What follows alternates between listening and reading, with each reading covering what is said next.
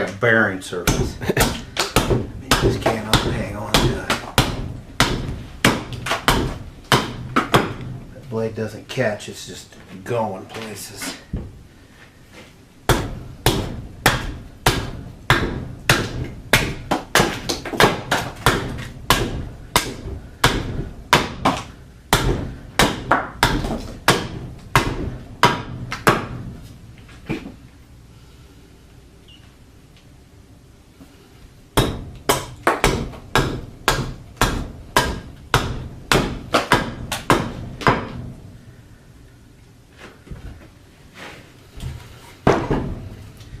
These are a little big.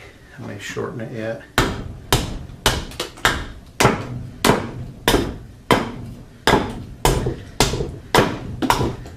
So what are you thinking about at this step in the process?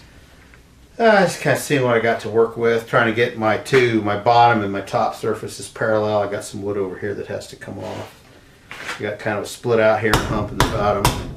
That's what I'm taking out right now. Just kind of getting the really basics of the blank laid out.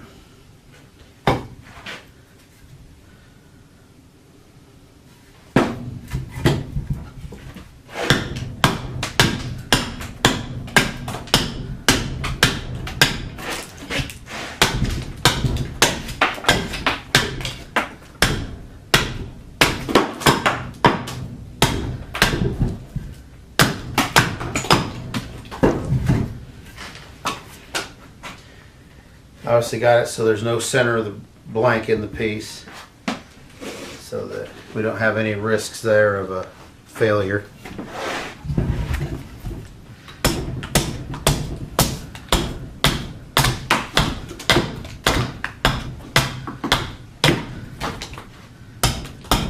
Little sapwood over here, I want to keep some of it.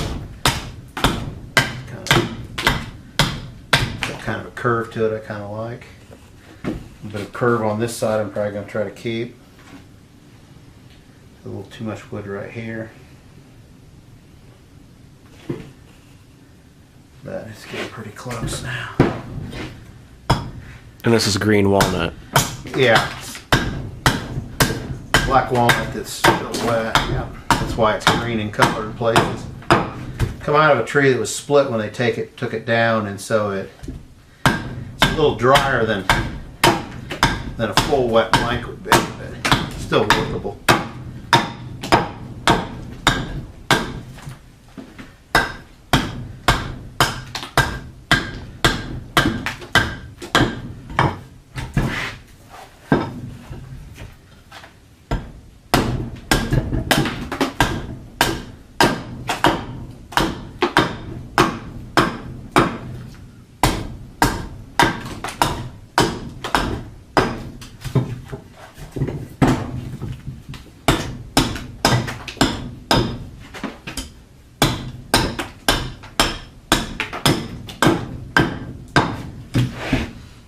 Okay. There we go.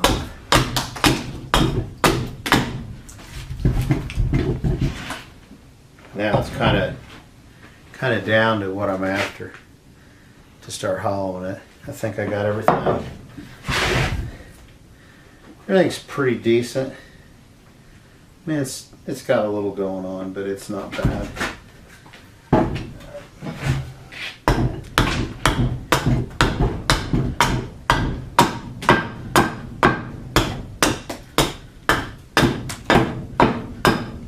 Good enough for right now. So now I'm going to start hollowing it out.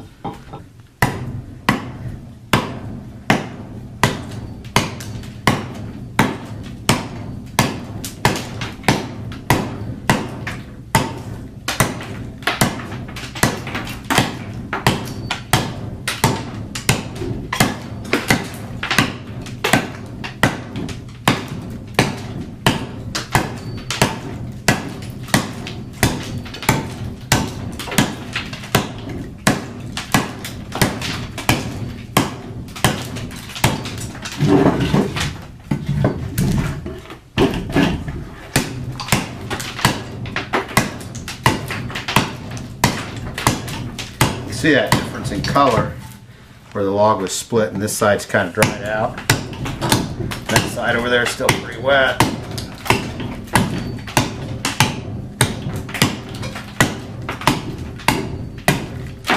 Hope that works out okay. Will they dry? Is there a risk of cracking then?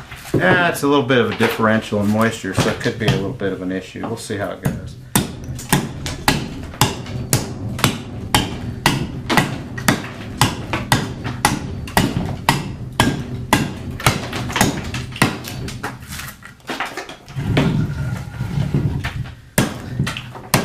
Once I get down inside, it starts getting wet. So it's really only the surface that's fairly dry over there.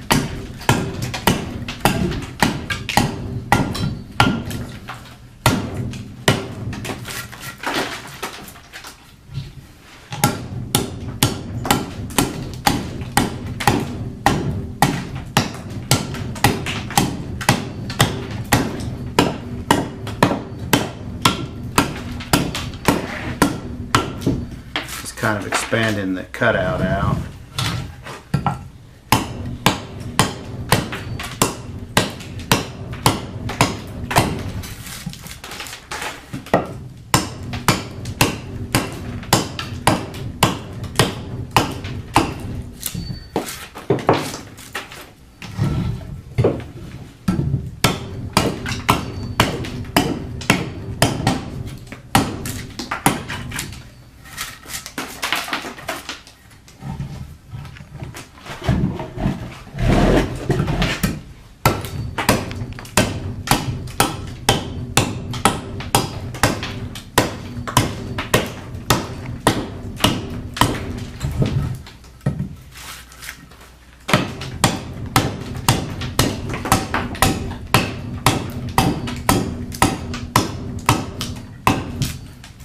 Walnut flakes out nice.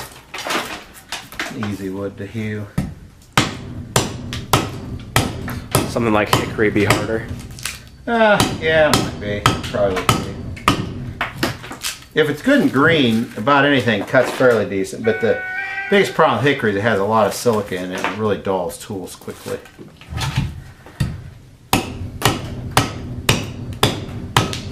Walnut has a little bit, nothing matter. Hickory is just extremely abrasive on edge tools, along with being tough and gnarly and nasty.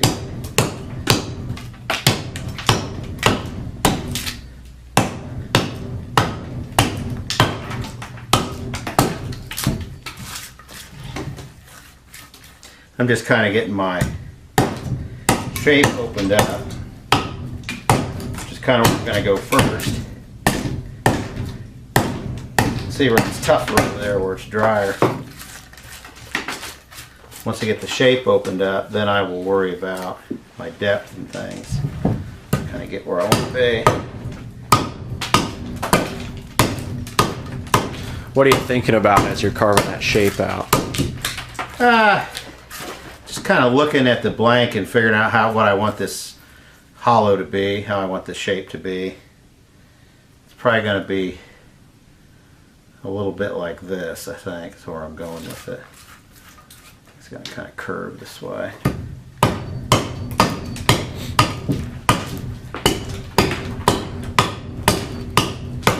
I'm just taking a lot of the meat out.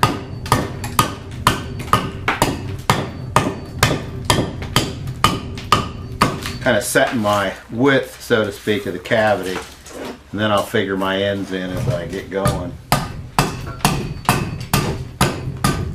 And how my walls are going to taper.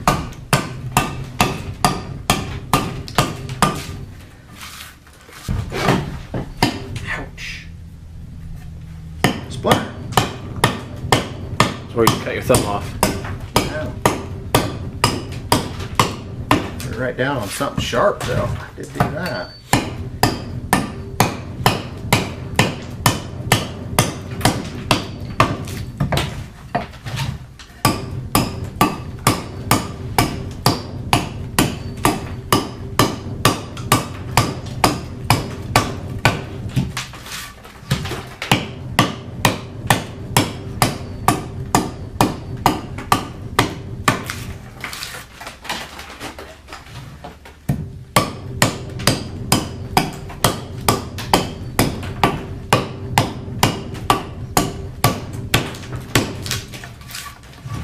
This is probably a little bigger piece of wood than I'm gonna end up with bowl wise, because it'd been out a little while before it got sealed, and so I'm a little cautious of the ends, so I'm probably gonna stay back a little bit. Probably trim it when I'm done.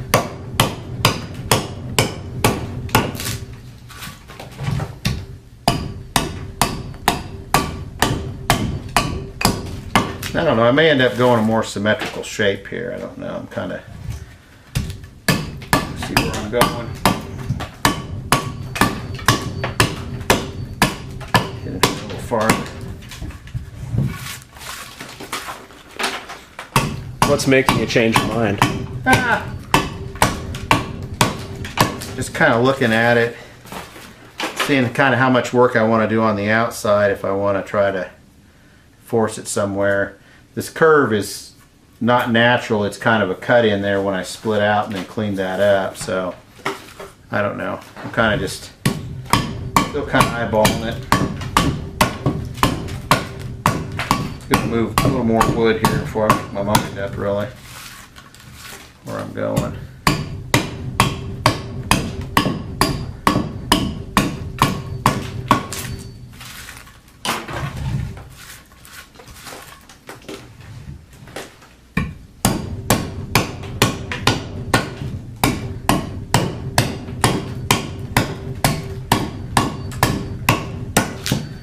I have to find my bottom here pretty soon. Let's see where that's at. Then I can start kind of zeroing in on my shape.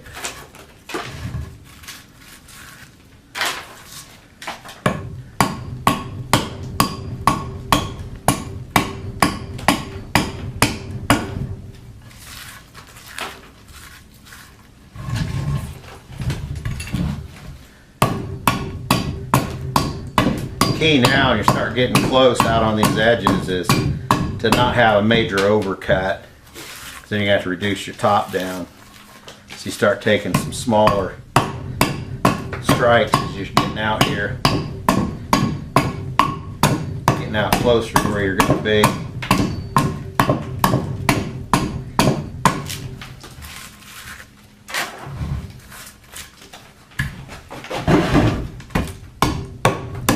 Kind of tuck the bowl in.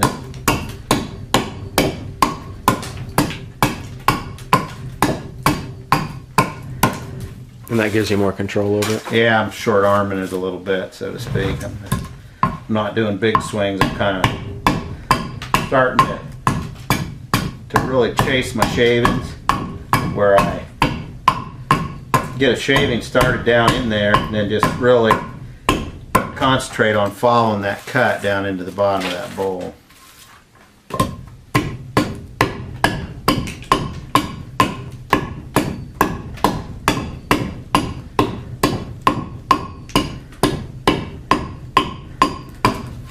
My top surface isn't totally set yet either, but things are getting kind of close to where I want to be.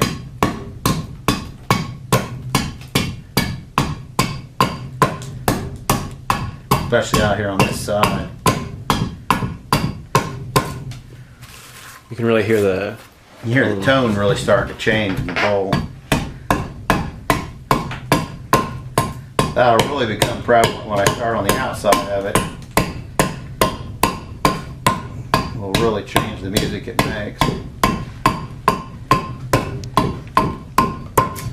You can see I'm getting down in here, kind of getting lopsided in this bottom. So I'm going to go in and really start kind of concentrating on taking this bottom out.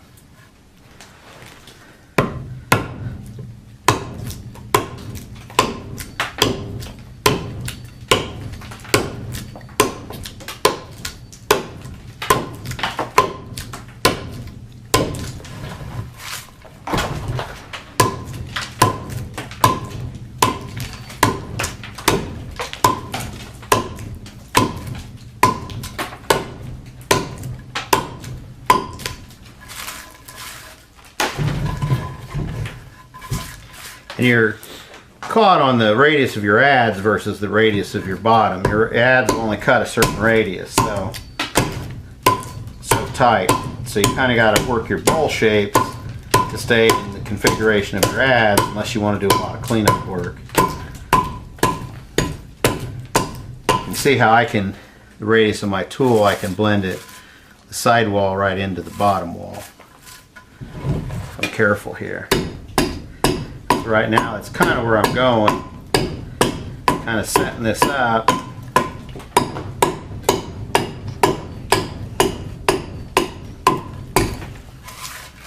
Get this kind of where I want to go with it.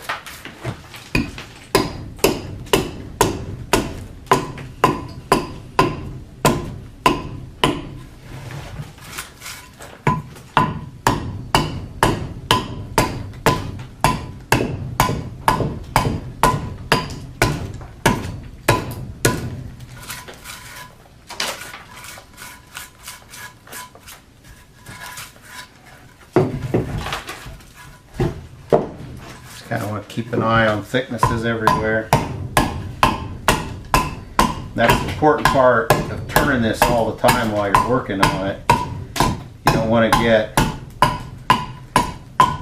stuck drifting off in a daydream and working in one place and getting a thin spot in your bowl that you can't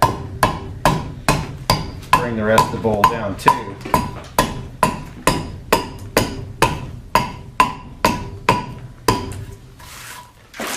So as that bottom depth starts getting established based off the sidewall,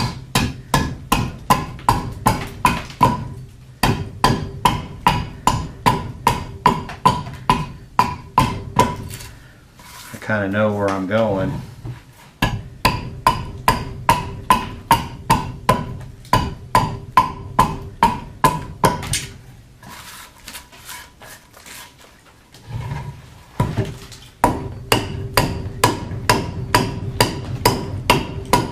I'll stretch this out a little bit more, so I'm kind of still hitting these ends pretty hard.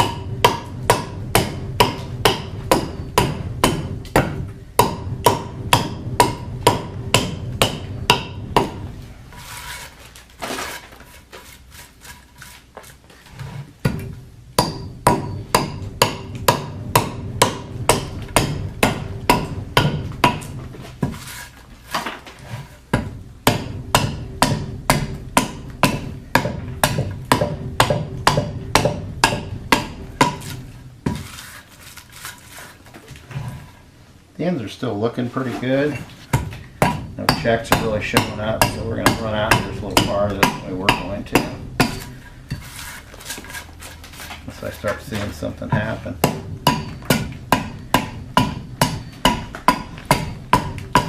Because all I'm doing is constantly increasing the surface area of the wood, so it's constantly off-gassing more and more moisture as I work. So more end-grain cut to start letting that moisture go out of that wood.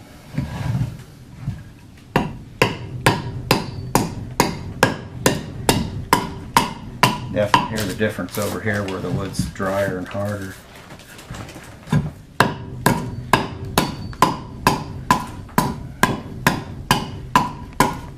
You can see where that split in the log exposed at. This upper area is dried out in there about 1.25 inches or so. Before it turns green again.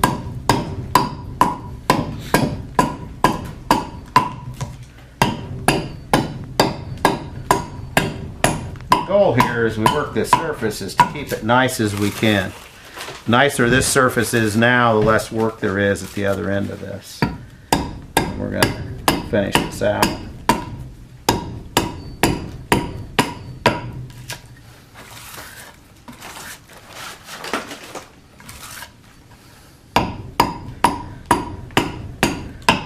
We want to keep all our cuts kind of continuous from top to bottom.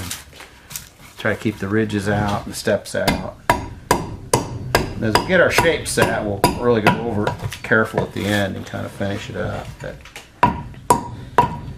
right now we're still kind of in that shape setting mode. The only thing I'm doing is pulling out towards the bottom because I don't want to go a whole lot deeper than I am. I'll end up with a shape that I can't cut with my adze. It'll be too deep, too vertical of a wall.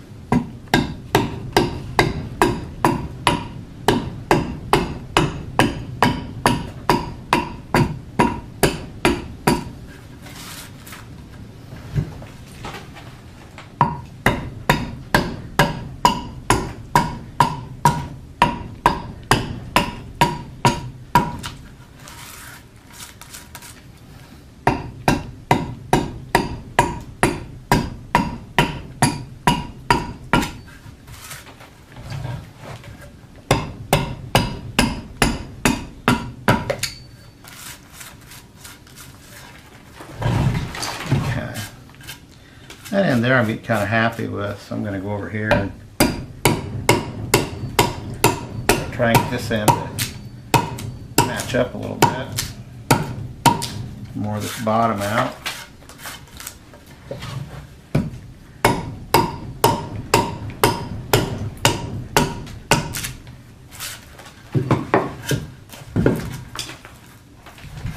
Bottom's still too thick, but once we get the cavity cut, we'll decide if we're going to, you know, that'll kind of end the interior, and we'll decide how we're going to do the bottom. Probably be exterior material removal.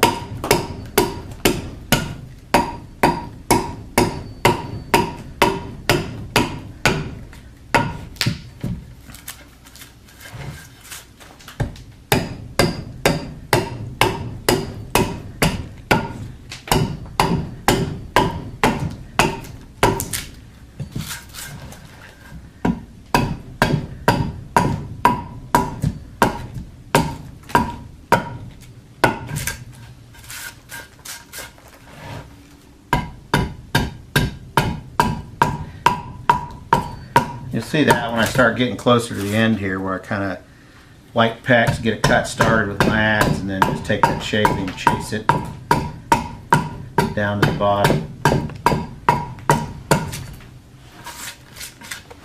You'll see the same thing when I'm doing the exterior. I do the same exact thing with my axe. Get that shaving going, just chase it down in there.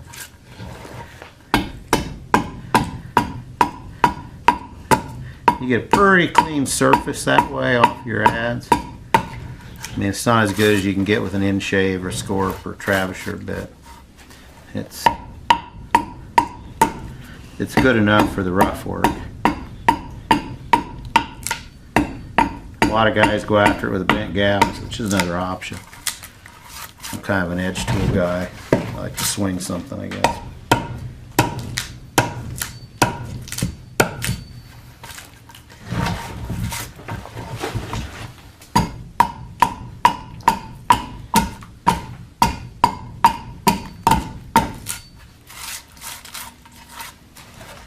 A little too much wood right here in this side wall. It's not nice radius, it's a little too straight. Just kind of want to work that out into a nice radius.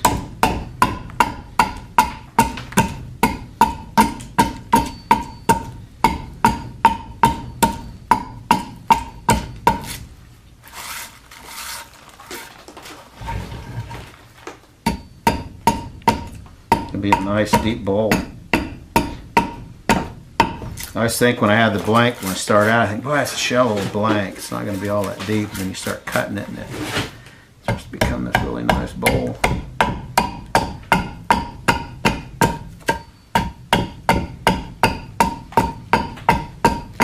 You can see as I just go along, my strikes get smaller in the areas that are getting closer to being finished. This area here still has some heavy work to be done in it. So we're going to kind of go after it.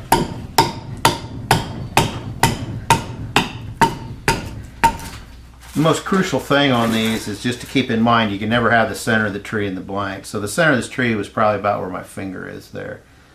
That would have probably been the pith core of the tree. And you don't have to go that far. If you get off of it a quarter inch or half inch, you're usually safe. Depends a little bit on the size of your blank. But you can never have the center in there. Branch is worrisome if you happen to run into where a branch came off in here and got grown over by the tree, didn't show up on the outside, but typically those won't lead to major failures in a bowl. The wood around them is usually contorted enough and interlocked the grains that it's usually fine, but the center of the tree will guarantee a crack in the finished bowl. It's just a natural stress point in the tree. And a lot of times you cut your bowl blanks, and even if you seal the ends, if you look close at the center, there'll be a crack starting that tree. And the only thing you can do with that blank is basically split it along that crack. Because if you don't, you're just opening yourself up to a whole lot of bad times. Because that's gonna, that tree wants to split there. It's telling you that. It's one of those times you best listen. Especially if you were like take that and split that 90 degrees to that, there's a good chance your bowl's going to crack right in half, because that tree's telling you it wants to do that. If it showed up there on that end, then that whole piece of wood is stressed along that line, and it's going to want to do something, and you aren't going to like what it's going to want to do. That's just kind of key to this, is learning to read that wood.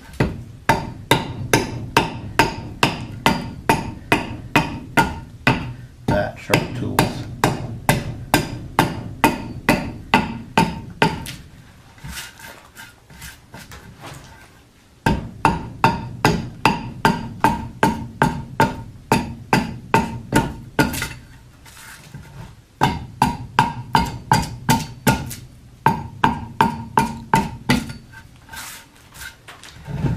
You can see here that this side, about this much of the bowl, is getting pretty close.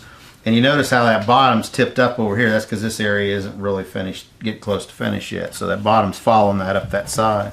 I haven't cut all that out yet. But over here I'm getting pretty close. I'm almost using my adze as a chisel at this point. Just pulling some nice shavings off.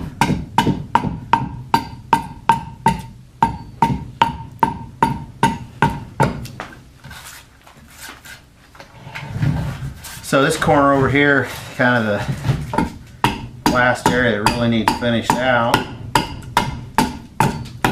right now. And the goal here on all this is pretty simple.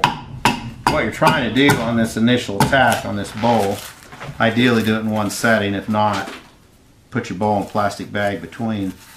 But you want to get your bowl inside established, is how I work. I work inside out, some guys outside in. But I find that having this mass around me and the large wide flat bottom while I'm carving the interior keeps this from wanting to run around too much.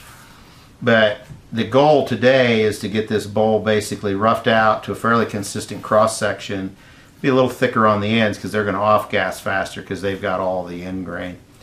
But get the bulk of the bowl pretty well to shape into a consistent cross section, so as it dries down and stretches and compresses itself as it loses moisture, it doesn't blow up. By having it to a pretty consistent, fairly thin cross section, it allows that wood to give and take and stretch and compress easier than if it was one big block of wood. Because if it was one big block of wood, it would do what a piece of firewood does when you cut it and stack it. And the ends split open because the moisture off gases out, the end fibers shrink, they get smaller, they crack the piece of wood open where the moisture in the middle is more consistent and it stays its original size. And so this bowl, since this is a inside out bowl, from the inside I cut my cavity in the inside of the tree, this bowl as it dries is going to shrink like this because the outside of the tree has got more moisture than the heart of the tree. So, and there's more surface area obviously than this straight line here versus the whole outside of this bowl. So that's going to shrink more, so this bowl is going to go like this as it shrinks. And so we just got to allow it to do that without popping a seam in here. And that's going back to getting that down to a consistent thickness and thin enough that it allows itself to stretch to that new shape. If we were doing an outside in bowl, which maybe we'll do the next one that way, then you're carving the hollow in the bark side of the tree and you'll end up with a cavity that has swooping sides on it, which is kind of a nice look. But in doing that, then the bowl wants to shrink the other way. It pulls up this way because the outside of the tree is going to shrink more than the heart of the tree. The heart of the tree is older, more stable wood, less affected by its moisture content.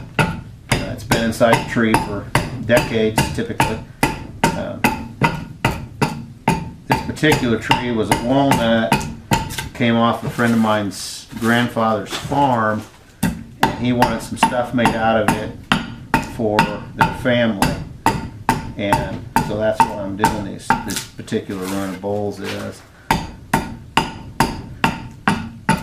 Tree was removed. They were doing a one of the members of the family was building a house near the edge of this woods, and this walnut tree was one of the trees that was removed. It wasn't a real big walnut tree. And you saw the blank at the beginning, it wasn't a big tree. There's just an endless supply of green wood out there. Or if you get in with a tree trimmer, or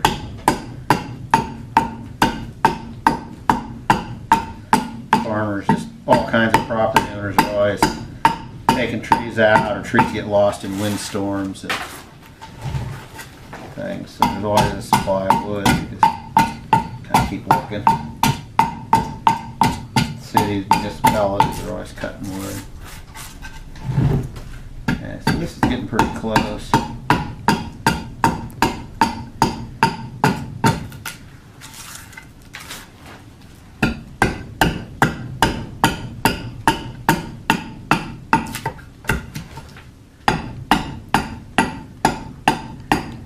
And you can see that the stripes of the adze are lighter and lighter.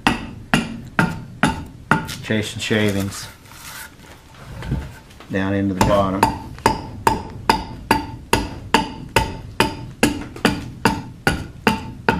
That's like get my walls established, the curve I want in them. You can just see the moisture in here. You can see the sides where they're kind of drier, and this end grain is just like a million little straws in there, pipeline of moisture coming into this cavity and off gassing into the air here.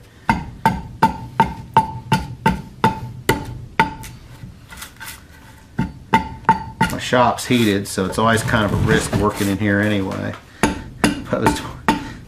Outside today it's raining, but it's cold, and colder than I want to set in. But today would be an ideal day to be working bowls outside. You have just perfect weather. Now I'm down here, and I've got a little bit of a grain runoff in the bottom of this bowl. Grain's running uphill towards me. I'm having to accommodate that some down here on these final hacks. So I get this bottom ready to release these last shavings.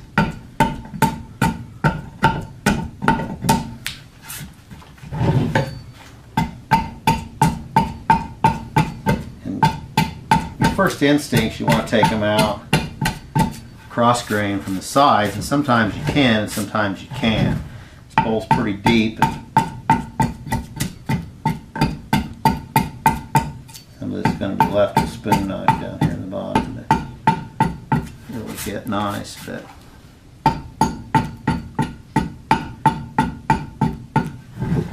some people sand their bowls to a finish. I don't. I like wood that comes off a sharp tool. You can't get really the finish you want in the wet wood, so you're going to wait till the wood gets drier and then go over it with a sharp bent gouge basically on the inside, and kind of work it all down to the surface I want. And sometimes I just use my adze like a gouge. Okay, I'm going to go back over it, kind of look at it a little bit, and see what I want to do here. This side I'm going to kind of risk it a little. I'm going to pull this out just a little bit more. It's kind of tedious working this close.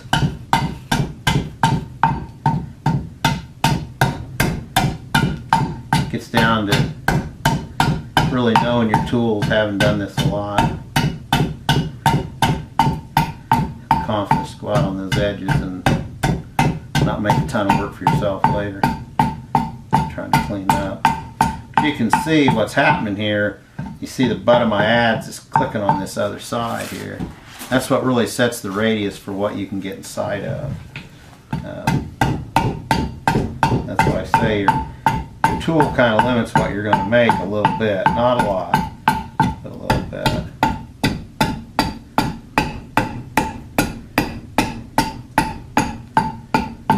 That's why you always have your bevel on the outside of your bowl adze, because it allows you to cut a shorter radius than the bend of the adze. By having that bevel there, that gives you kind Kind of like supercharges your radius cutting capabilities. Because it's always trying to pull out.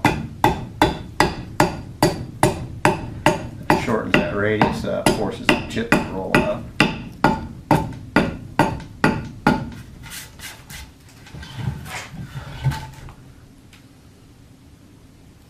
Yeah, I'm liking the shape of this.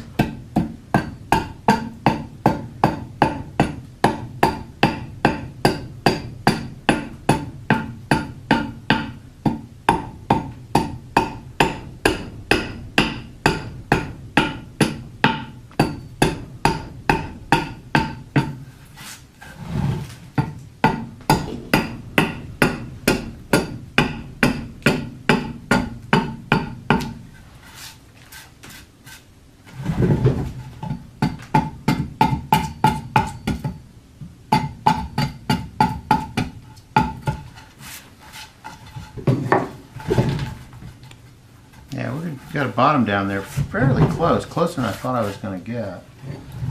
So, about ready to go after the outside of it.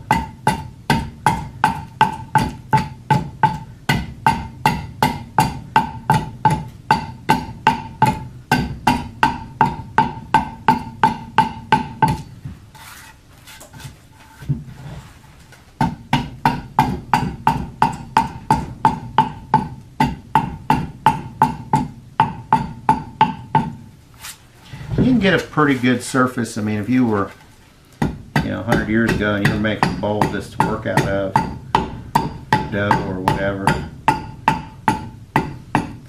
you would have stopped. For now, I make things that are pretty more than functional.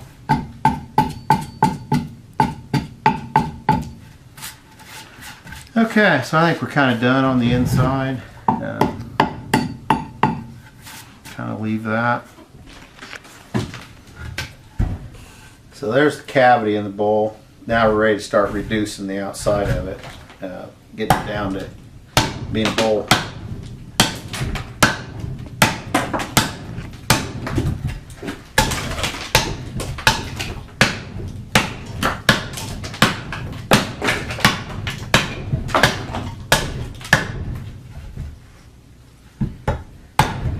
So let's kind of start in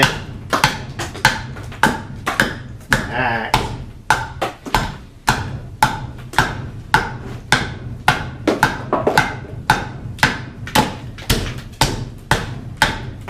Pulling these sides off and then kind of getting readings there on my thickness. I guess mention a couple things about safety on this is when you're striking with this, your tendency is to pull an axe towards you. Here you always want to be striking kind of away from it. So if that comes down, it still catches that stump and have a missed strike or something. Because obviously the tools I'm working with are really sharp. You can hear that note change in there, and that's that bowl starting to change its thickness.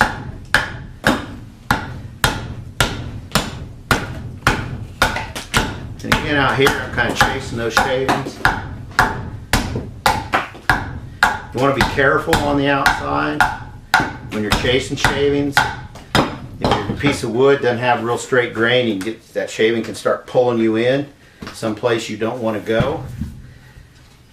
It can be really bad.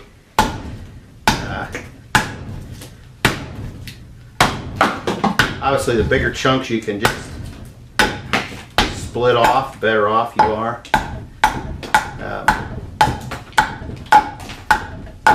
I think I'm going to leave a bit of a rim on this bowl.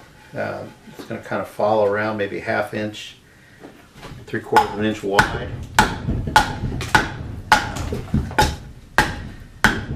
And this, the outside here is where you really start to see how tools work.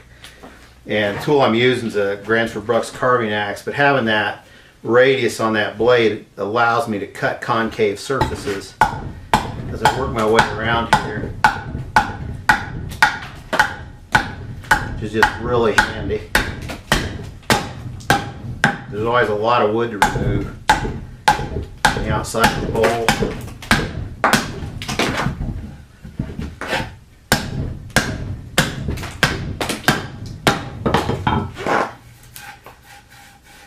wall there is probably about 3/4 of an inch right now. Not where we want it, but it's okay for where we are right now on the bowl.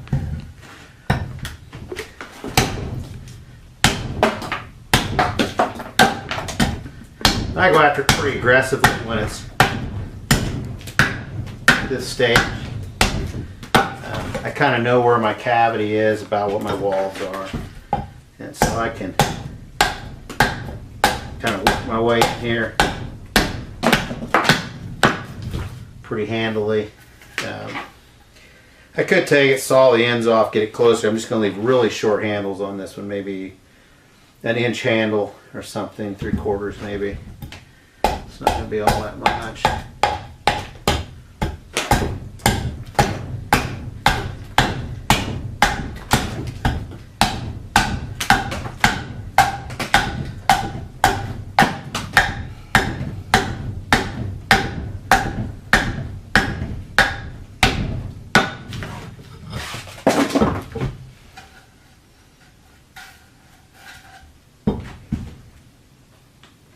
Pull this side in more. I'll go the other way on it first.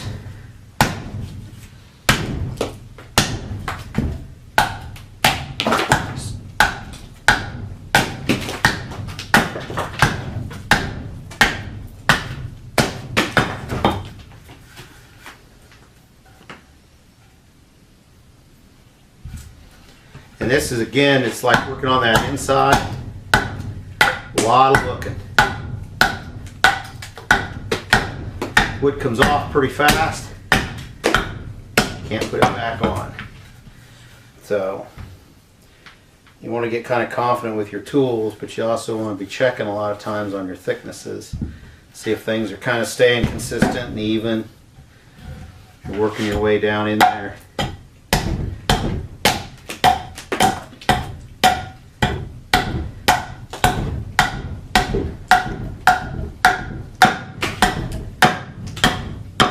Big runs established and just run right down across there, taking that wood off.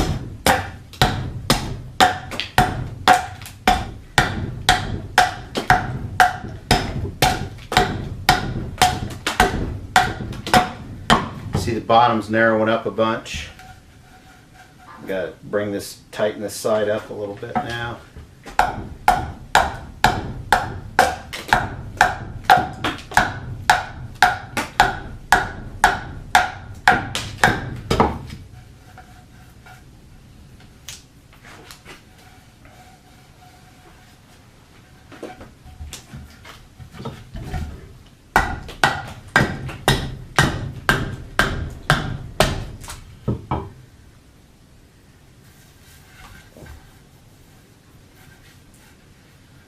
That side still needs to tuck in a little bit more.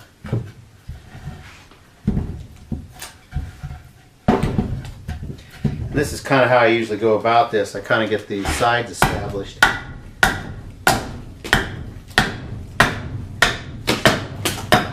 Once I have those angles, then I kind of wrap those angles around the end, because I know that my adze work on the interior is pretty consistent.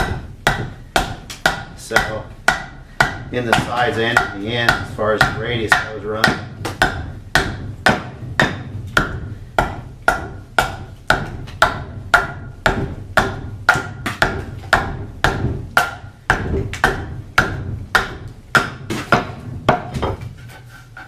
It's getting down there where I want it. 5/8 of an inch thick, maybe. You hear that tone change starting to really sound hollow.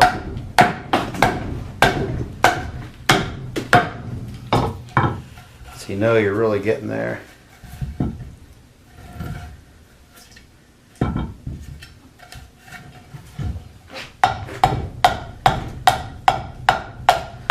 Again, taking that curved blade, kind of making that side concave. Allows me to thin it out a little bit more. Get a nice sound effect going there. So now you kind of see it. It's kind of got its sides pretty well set. Kind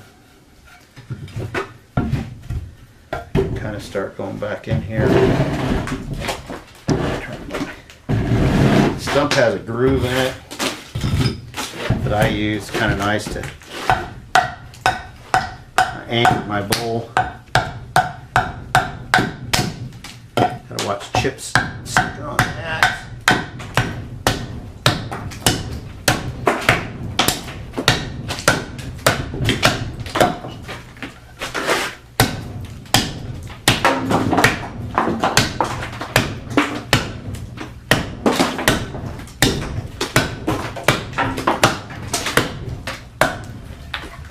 Kind of start pulling that wood off that tail.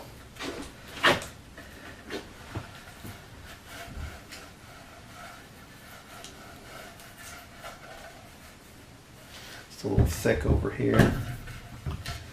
Feel it.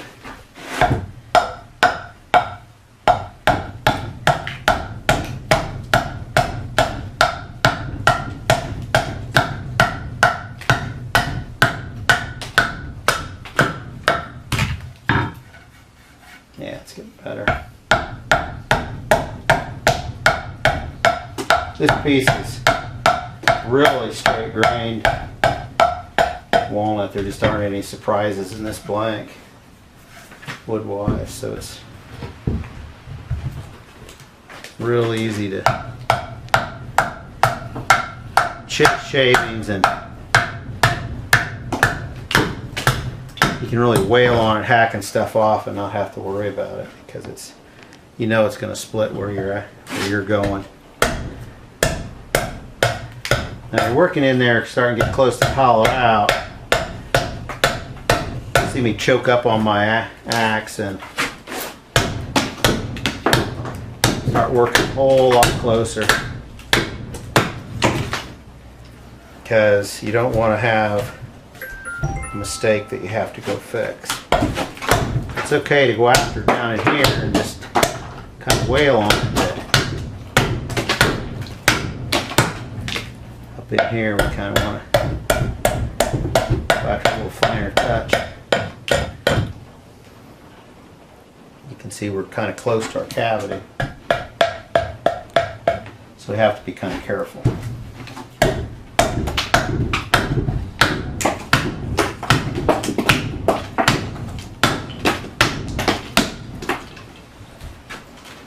And I'm looking at my handles only being maybe to here, so I'm going to kind of rough this in, and then I may leave a longer tab there just in case I get any little checking there on the edge of that, because this blank has a little age to it, that I don't lose my handle.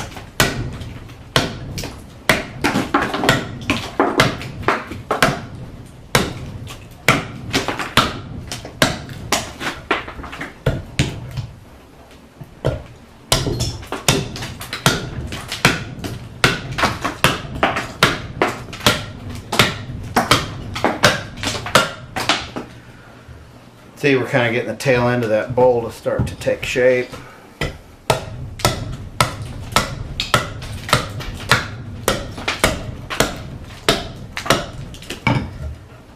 You can cut with that grain, or you can kind of cut across it, whatever you're most comfortable with. When it gets right in here, a lot of times it's easy to just kind of go after the cross grain.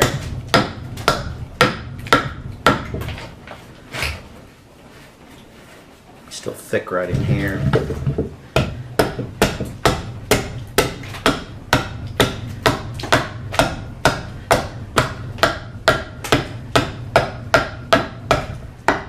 Again, you're always establishing those lines. That's getting closer to where we want to be.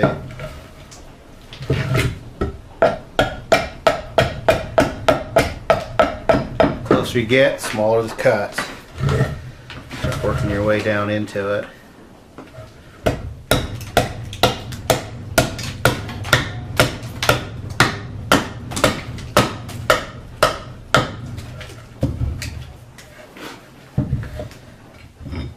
Do a lot of checking at this stage in the bowl.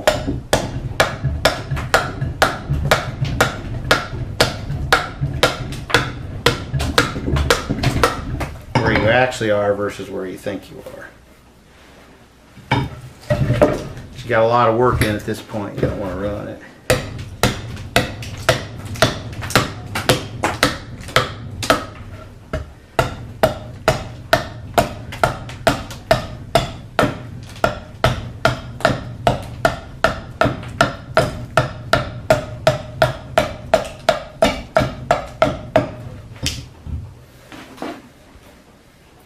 surfaces are getting pretty nice.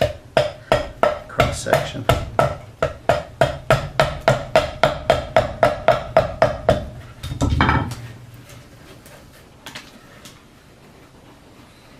Okay, take some wood off this other end.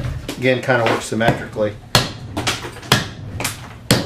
Kind of helps your blank. Come down. Size, if you stay symmetrically, it kind of shrinks symmetrically then. Be a pretty big bowl.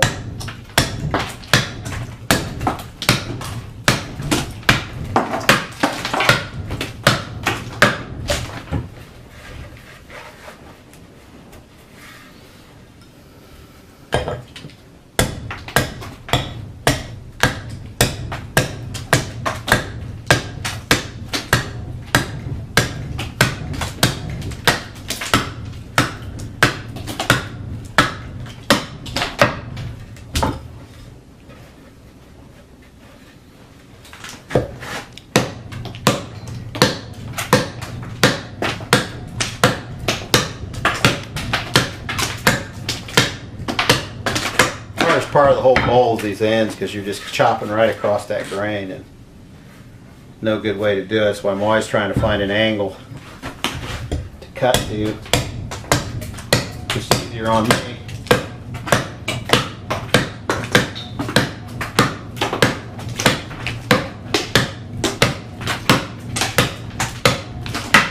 Use that weakness of the wood to your advantage to get that to split away, running out ahead of you.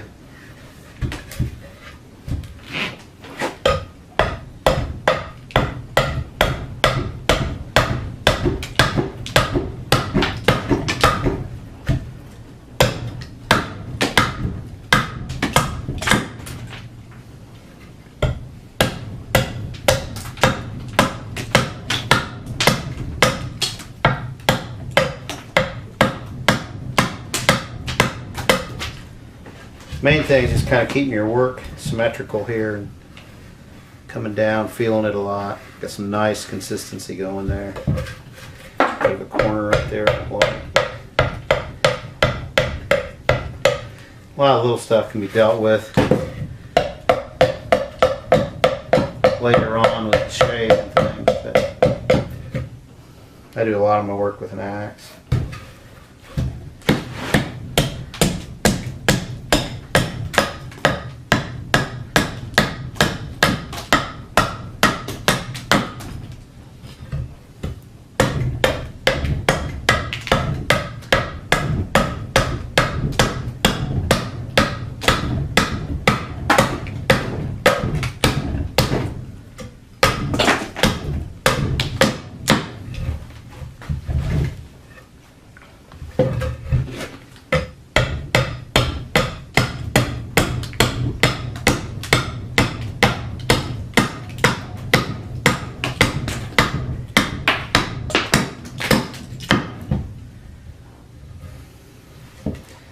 This small handle right here. Just kind of narrow it down towards that.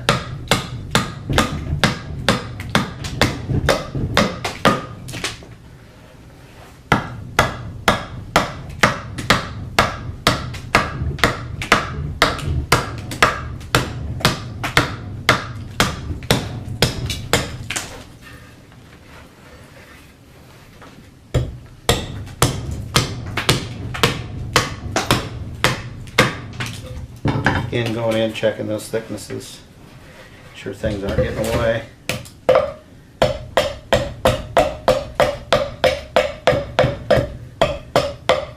The more consistent you are here, the less work it is at the other end when you're down to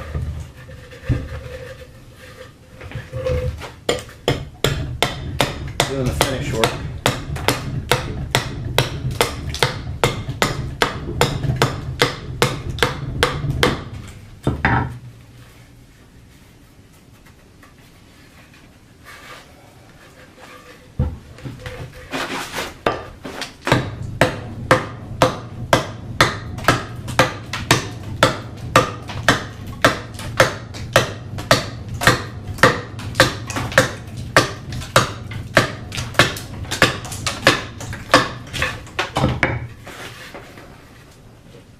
Bottom's still a little thick.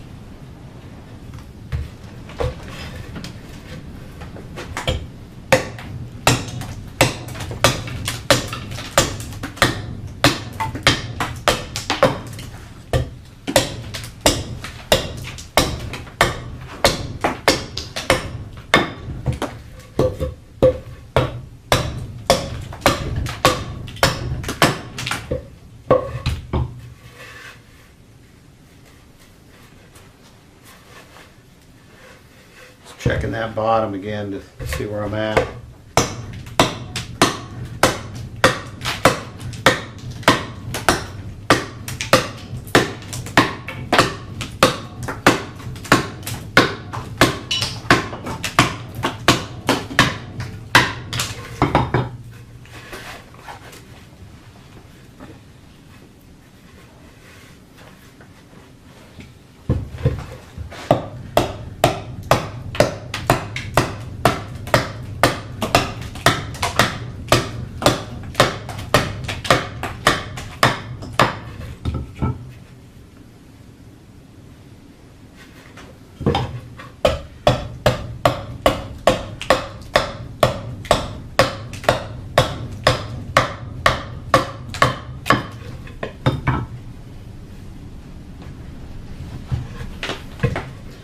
Windy today.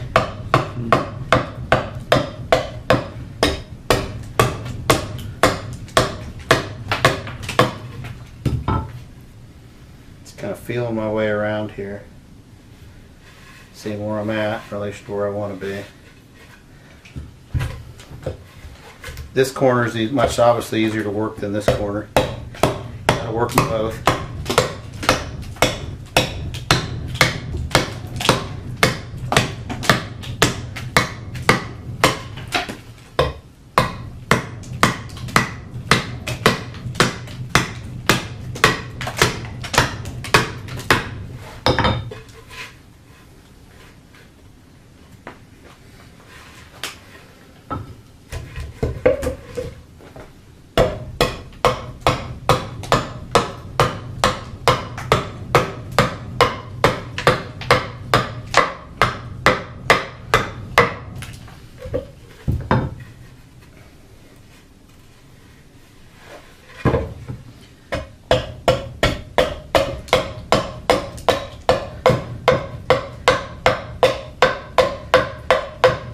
At this phase, you're obviously starting to establish the shape of your base too.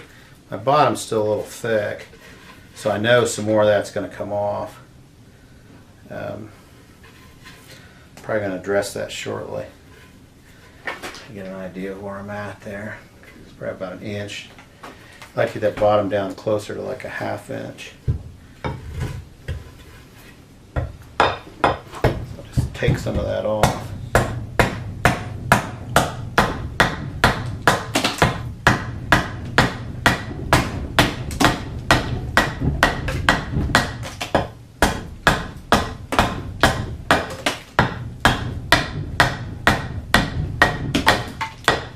It's always hard to get the bottom established, the right thickness, before you do the bowl. So you're almost always going to have to do some work on the bottom. Get things where you want them.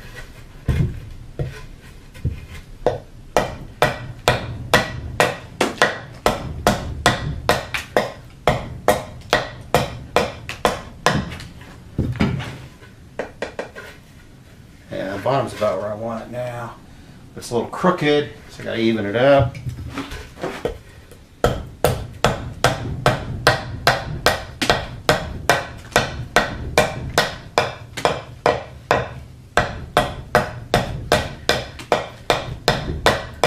Now when everything's done, the bowl's finished, I'll kind of hollow the bottom out too. Or with a plane first, wood plane, get it set so it sets nice and level. Then I usually go over the bottoms and hollow them out a little. So the bowl doesn't wobble on the table.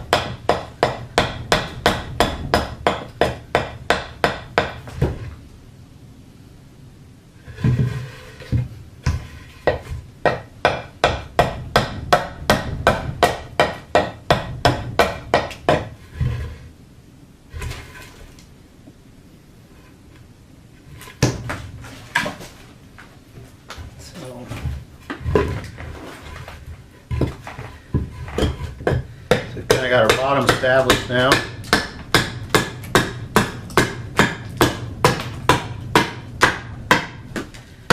Now it's really working down the wall thicknesses.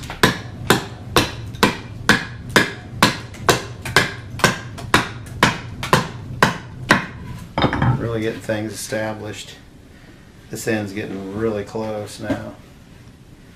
This side's still heavy.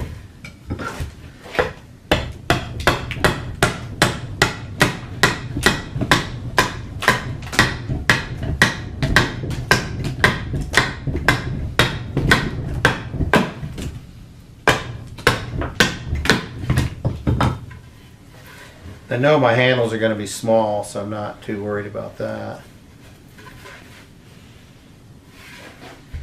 Just trying to get all the excess wood off that I can while the bowl is green. This bowl is going to be thin, it's going to dry really fast, especially in the winter with the heat in my shop.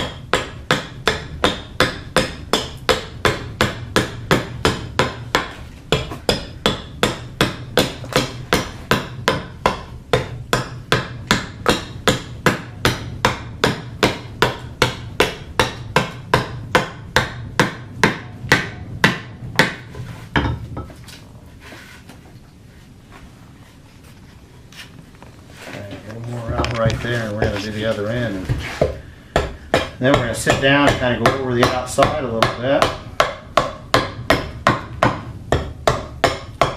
See if we're where we think we are. I usually leave my ends just a little thicker than my sides because the grain's all end grain. A little more strength that way.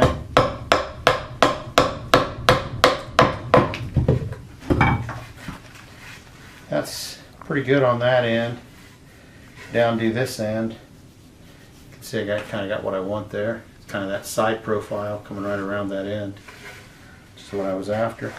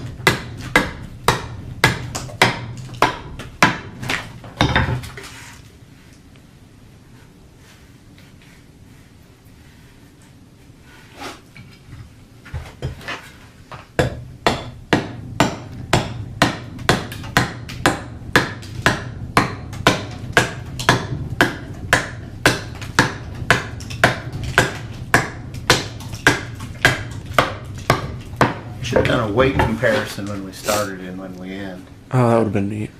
Kind of an interesting. Never done that on a bowl, but you take a lot of wood off.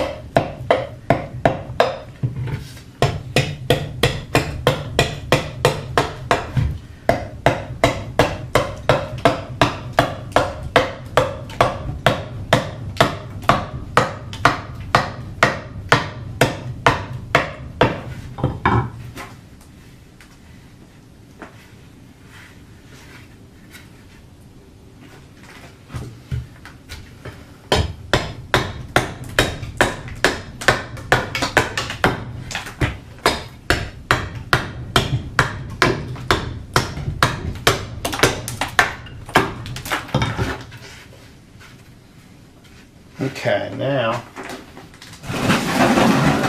shaded one's back up here.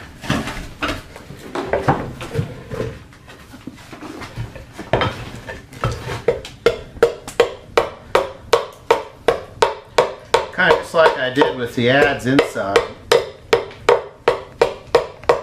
I'm just going to kind of go over this, establish my rim that I want to keep, and clean up my walls a little bit where I've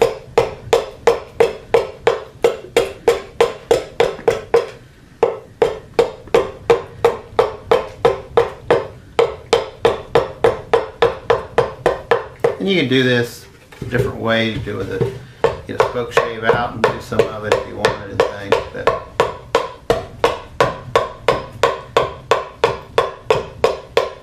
it's just kind of about hewing a bowl out, and so we're just going to do a lot of axe work here. And just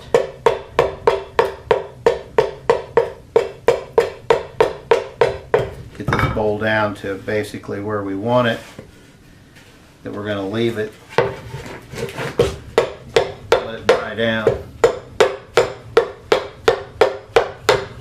can tell the tone of the bowl's really changed a lot. And get a little more out of here, right here.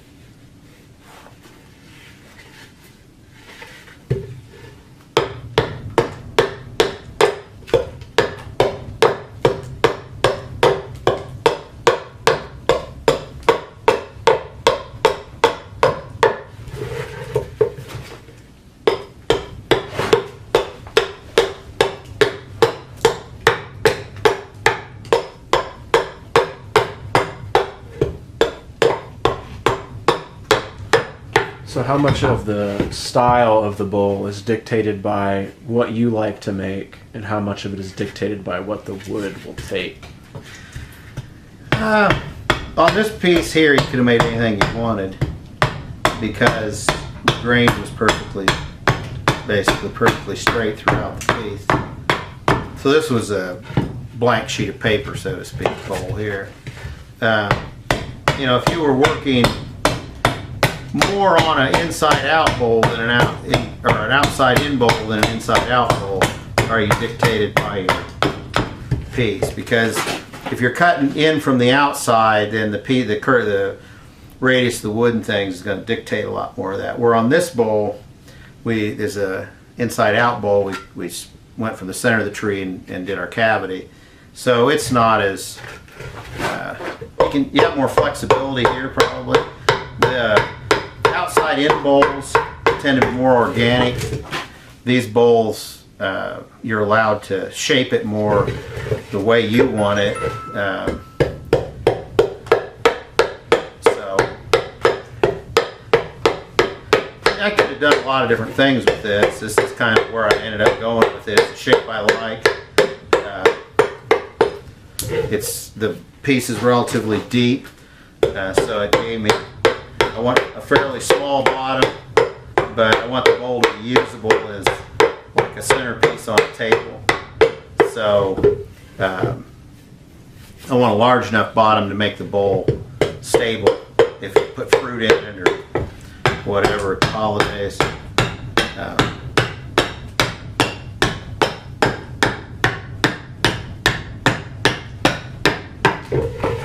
Again, much like the adze, you see as I get down here to the end, I'm choked right up on the head of my tool, and really just using it as a shaping tool here at the end. Just kind of going over things a little bit. But this one's getting about to where I'm going to put it in the drying box. My drying box is cardboard box. Nothing special about it. All we're doing is cushioning the off gassing of the moisture. Then letting the wood have time to react to the loss of moisture.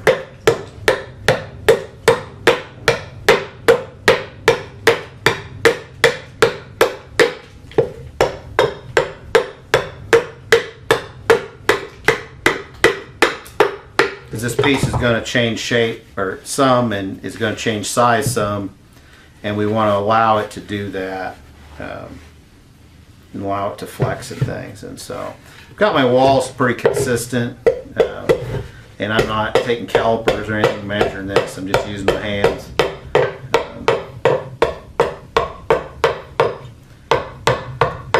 This is my favorite way to work, just kind of minimal tools, piece of wood.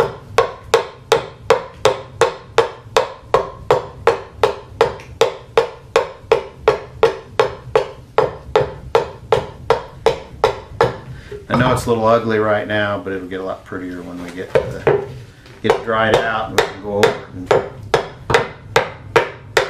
clean everything up.